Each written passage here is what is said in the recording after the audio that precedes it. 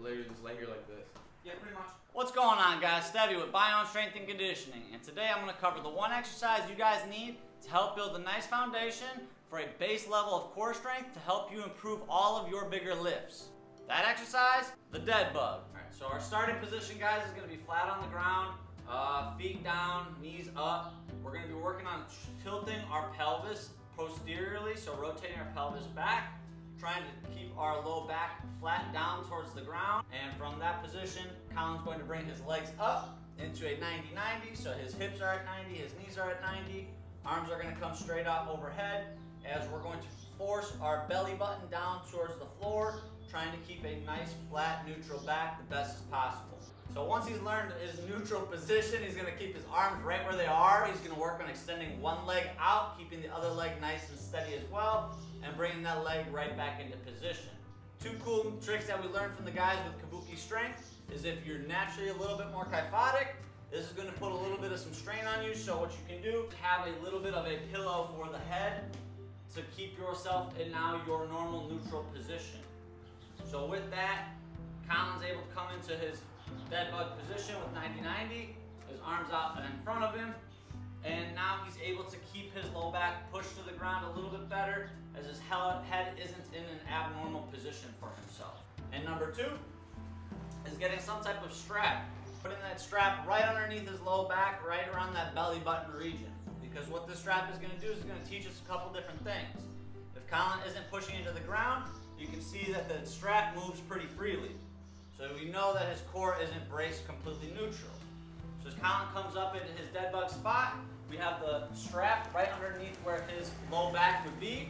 And now as Colin tries to extend, I'm going to work on pulling the strap across his low back, so if his leg goes out and his low back leaves the ground, the rope comes with me. So as Colin's working to extend one leg out, I'm pulling the strap, we lose tension in the strap. Colin's going to learn to control his body and his pelvic function and his core stability all through that one spot before he tries to extend further out with his limbs. Doing this properly, if Colin's extending the leg out, as I pull on the strap stays in its spot, it doesn't move, because as soon as it moves, we notice Colin loses position with his core. So he's not as braced as hard as he can be in that spot. It's not a comfortable position for him. So a couple different variations with all of the dead bug guys can be done with just body weight specifically.